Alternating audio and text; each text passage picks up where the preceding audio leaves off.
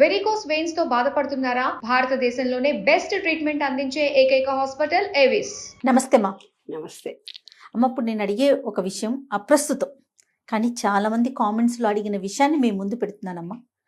చనిపోవడం అనేది అది శరీరానిక మనస్సుక? ఇదొకటి. చనిపోయే ముందు మనకి తెలుస్తుందా? అంటే కొంతమంది ఒక హాఫ్ అన్ అవర్ ముందే కొన్ని సిమ్టమ్స్ తెలుస్తాయి, ఒక 15 నిమిషాల ముందే ఆ మనిషి చుట్టూ వాతావరణం ఎవరైతే ఉంటుందో ఆ జీవానికి తెలిసిపోతుంది అని. మీరేం చెప్తారమ్మా? మా అనుభవంలో కూడా అనుభవాలు ఉన్నాయి నాన్న. కౌన్సిలింగ్కి వచ్చినప్పుడు ఒక కేరళ వాళ్ళు నా దగ్గర కౌన్సిలింగ్కి వచ్చారు. ఒక పిల్లగాడిని తీసుకొని వచ్చి మేమంతా స్విమ్మింగ్లో ఛాంపియన్స్ మేము.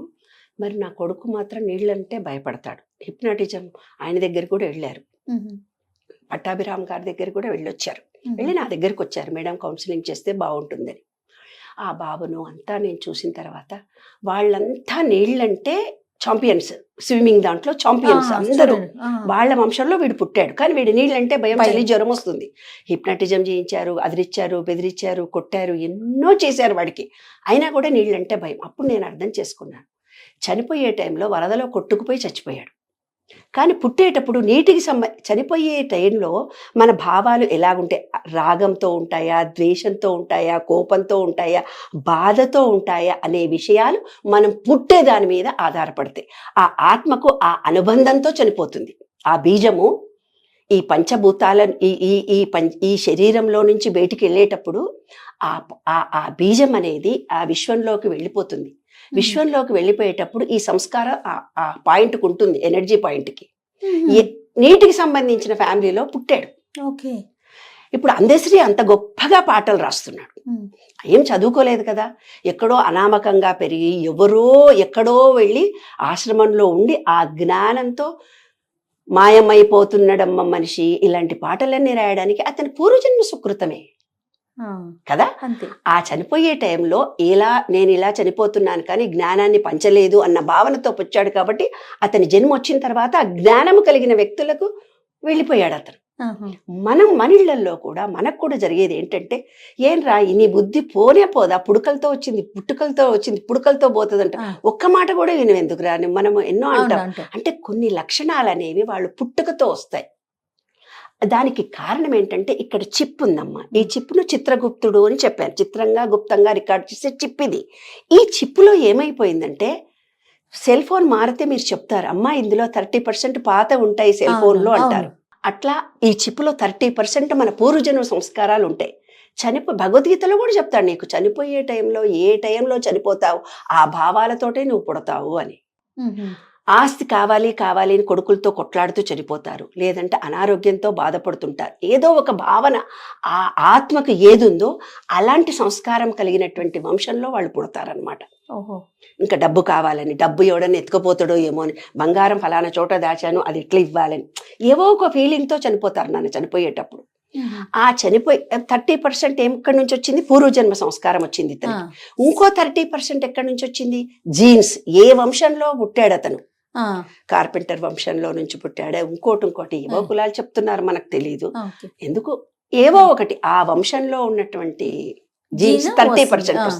ఏ వ్యక్తి అయితే ఎక్కడైతే పెరిగాడో, కొన్ని భావాలు, నమ్మకాలు, విశ్వాసాలు ఏర్పరచుకొని పెరుగుతాం మనం, పెరిగిన వాతావరణం, అవి ఒక 30% వస్తాయి. కాబట్టి మొత్తం ఒక వ్యక్తి యొక్క లక్షణం ఎక్కడి నుంచి వచ్చింది? అతని ఈ 3 డిపెండ్ అయి ఉంటాయి.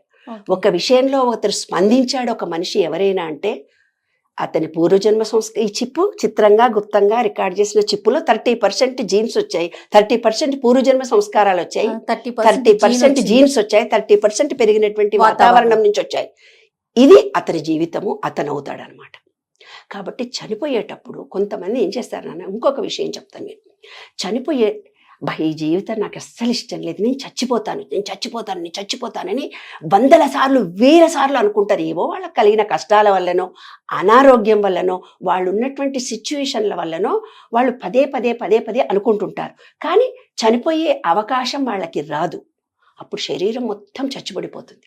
అంటే శరీరం యాంత్రికంగా పనిచేస్తుందే తప్ప ఆ శరీరం యాక్టివ్గా పనిచేయదు. ఓకే.